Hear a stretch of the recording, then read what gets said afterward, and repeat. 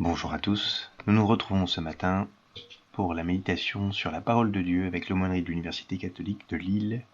Nous sommes mercredi saint, 8 avril, aux portes du Triduum, ces 3 jours saints que nous célébrerons à partir de jeudi soir.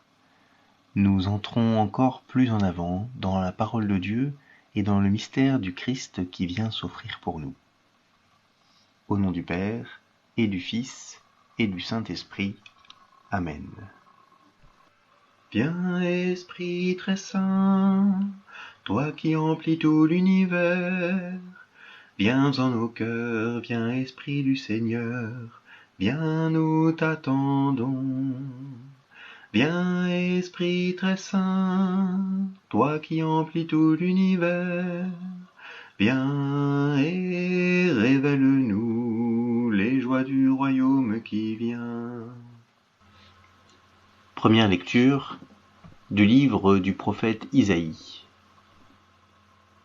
Le Seigneur mon Dieu m'a donné le langage des disciples, pour que je puisse, d'une parole, soutenir celui qui est épuisé. Chaque matin, il éveille mon oreille, pour qu'en disciple j'écoute. Le Seigneur mon Dieu m'a ouvert l'oreille, et moi, je ne me suis pas révolté. Je ne me suis pas dérobé.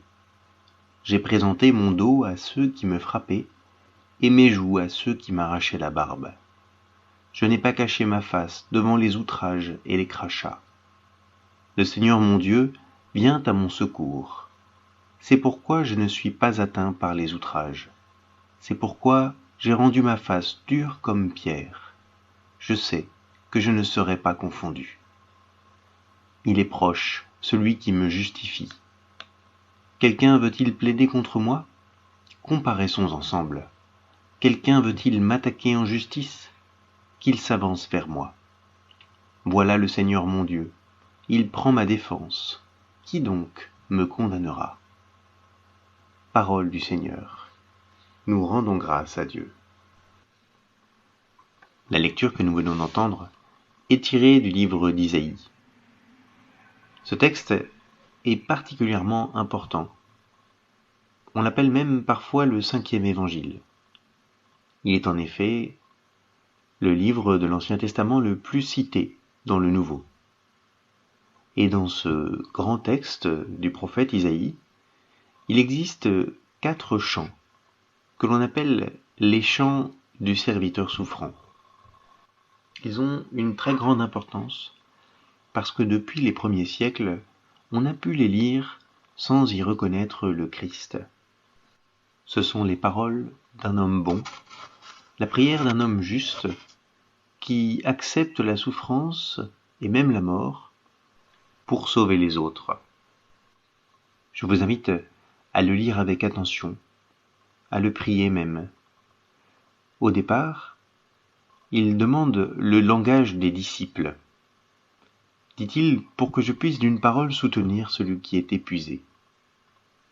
Ce matin, nous aussi, pour pouvoir entrer dans le Triduum, nous pouvons demander d'être véritablement disciple. Le disciple, c'est celui qui reconnaît qu'il a un maître et celui qui se met à son école pour grandir. Puis il poursuit. Chaque matin, il éveille mon oreille pour qu'en disciple j'écoute. Et voilà une deuxième prière. Que le Seigneur puisse ouvrir notre oreille. C'est la même prière que fait saint Benoît lorsqu'il écrit la première page de sa règle. Dans le prologue, il écrit « Écoute, ô mon fils, les préceptes du Maître, et prête l'oreille de ton cœur. Reçois volontiers l'enseignement d'un Père plein de tendresse, et mets-le en pratique. Que le Seigneur puisse en effet ouvrir grand notre oreille, l'oreille de notre cœur, pour que nous puissions entendre les paroles qu'il a à nous dire, sans nous dérober, sans nous les cacher. Le véritable disciple n'est pas celui qui écoute ce qu'il a envie d'entendre. Le vrai disciple écoute ce que le Maître a à lui enseigner. Et que de choses découvrirons-nous pendant cette semaine sainte ? Que de mystères pourrons-nous approfondir en écoutant la parole de Dieu chaque jour de cette semaine ? en approfondissant la liturgie des célébrations du Triduum du Jeudi Saint, avec le mystère de l'abaissement du Christ qui lave les pieds de ses disciples, avec l'institution de l'Eucharistie, du Seigneur qui se donne à nous pour les siècles. Le Vendredi Saint, avec le mystère de la croix, de la passion, du Christ qui accomplit jusqu'au bout la parole qu'il avait lui-même prononcée. Il n'y a pas de plus grand amour que de donner sa vie pour ceux qu'on aime. Et enfin, la nuit de Pâques, la nuit de la grande traversée, la nuit unique où tout bascule dans le destin de l'humanité. Suivant la lumière au milieu des ténèbres, qu'est le cierge pascal symbolisant le Christ, nous traverserons à travers les lectures toute l'histoire du salut, pour pouvoir chanter ensemble ensuite dans l'exultète la grande joie de Pâques. Oui Seigneur, ouvre nos oreilles, pour que nous puissions approfondir tous ces mystères.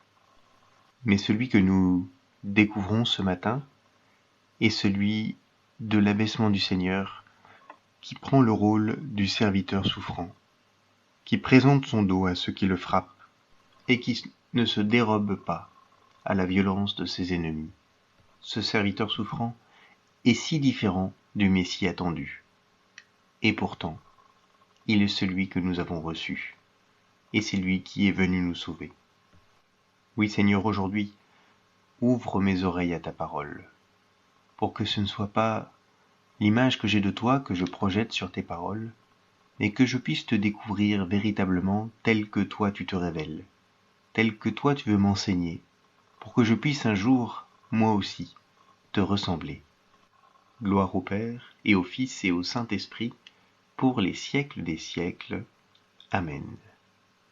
Bonne journée à tous, et nous nous retrouvons ce soir pour un topo de Sœur Zoé, qui sera exactement sur le Triduum, pour entrer un peu plus en profondeur dans ces 3 jours saints, sommet de notre année liturgique, et point culminant de la révélation.